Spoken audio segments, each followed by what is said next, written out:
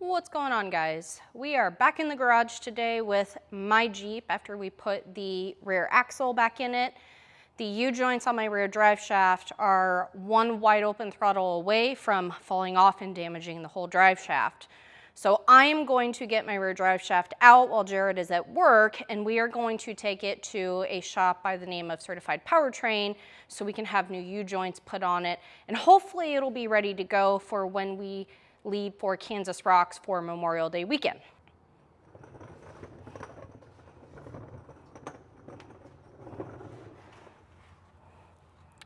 Okay, so in the case of my front bolts here, where it goes to the transfer case, in my situation, they are a 12. Now, this used to be an Adams drive shaft. When I did the 5.5-inch metal cloak lift, I did Adams drive shafts front and rear. And when we did the Hemi and the 8-speed swap, the rear drive shaft had to be shortened, which was also done by Certified Powertrain. So that's why it is going back to Certified Powertrain to have the U-joints replaced. Now, in the case of the bolts on the rear here, where it goes into the pinion, on my Jeep, they are 9/16. So I'm going to take you guys along with me and get this all dropped out.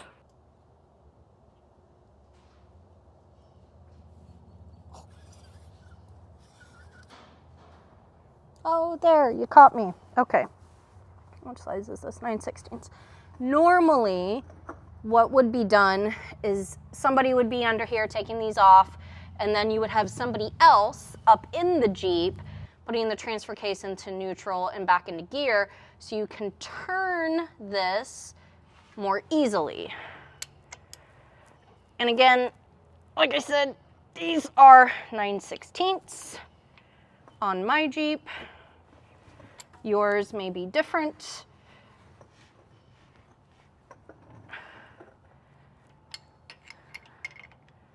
I probably could have used, can I find a ratcheting 9/16? Probably not.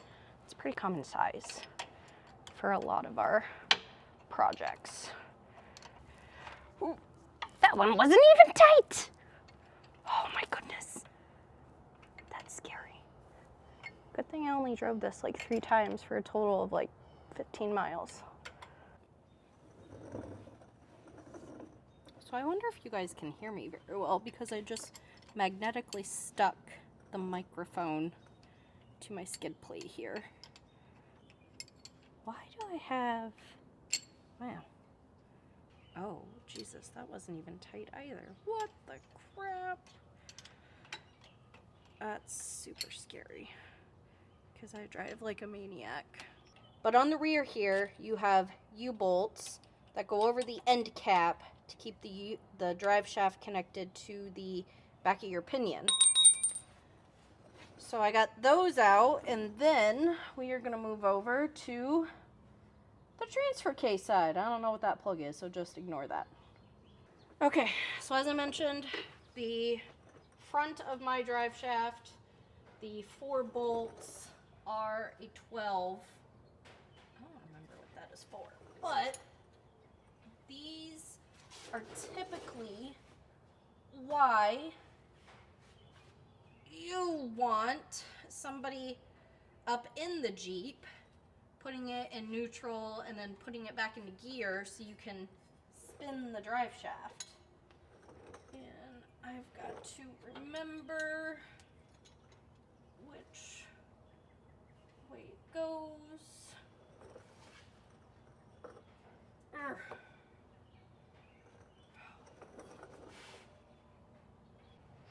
Okay, so I'm down to the last bolt. Got all other 3 out. This is kind of a pain because of my skid plate. If I didn't have the skid plate, I could come in here and just pull down and get these off a lot quicker. The other thing too that is being a pain in the butt is this.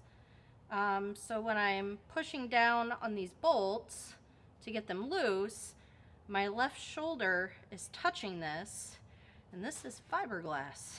So yeah, this is awesome. I don't think most people will have this problem, but yeah. So I'm down to the last bolt.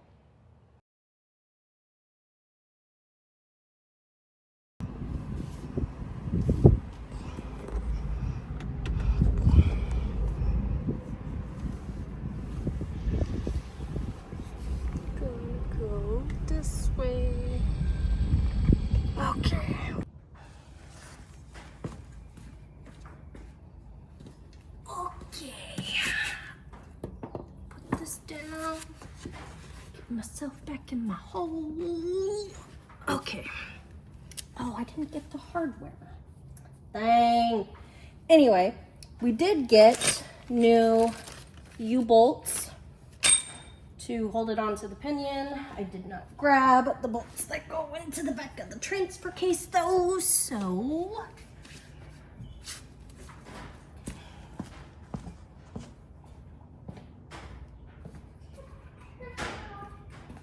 okay.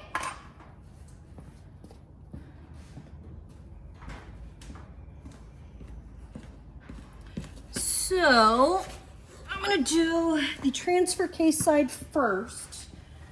That way this side is in because I got to get up there and put it into neutral, spin the tires, and then I'm gonna have to get the jack. Anyway, so let's go ahead, let's get this going. We also Loctite the packages.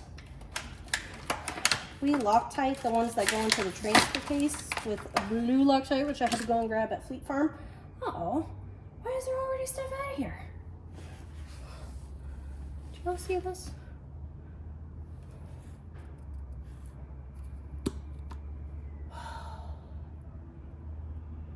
Ridiculous. Ridiculous. Anyway, so I got these over here. Okay. So I've got to put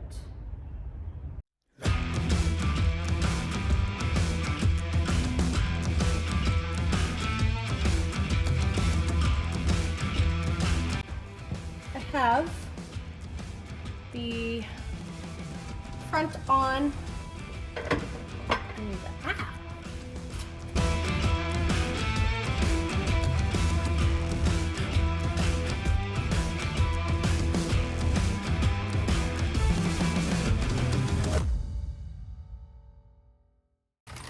okay, so each U-bolt comes with a lock washer and just a nut. And they literally go around the caps and go into these slots in the pinion. There. Okay. Ow. So again, each side is going to get a lock washer and a nut. All right. Can I set up to do this? Kind of.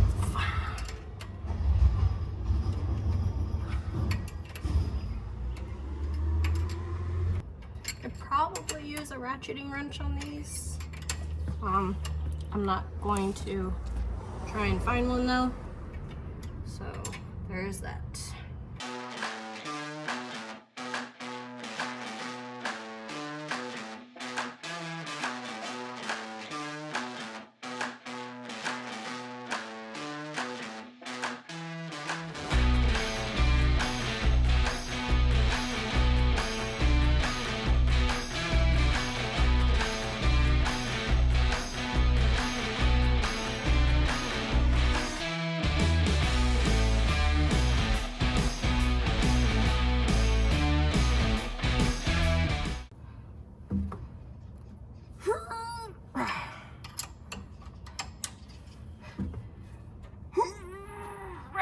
Okay, that's probably close enough to how my husband does it.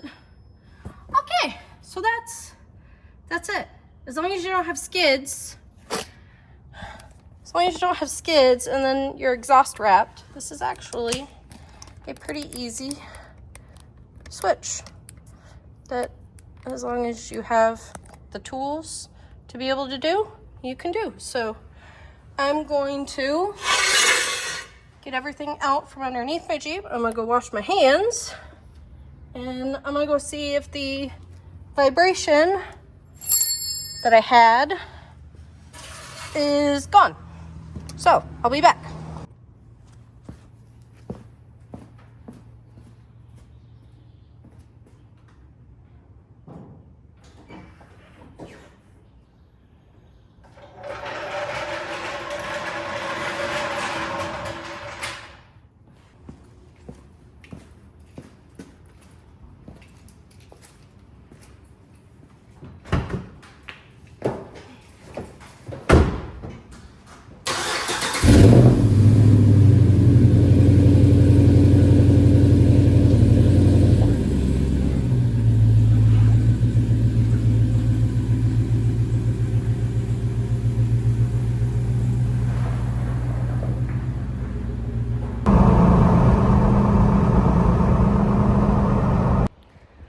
Alright guys, so went and test drove my Jeep up to the grocery store to get dinner for Wednesday when Jared gets back home, and the vibration is gone. So that is good. The front end still feels loose, so I'm sure the tie rod and the drag link need to be straightened. We do also have to replace all of the joints in the rear on the R-Tech ends, and then the third link from Rock Crawler, so that'll be done probably after we get back from Kansas Rocks for Memorial Day weekend. But if you like this video, don't forget to like, subscribe, share, comment down below. We'll catch you on the next one. Bye.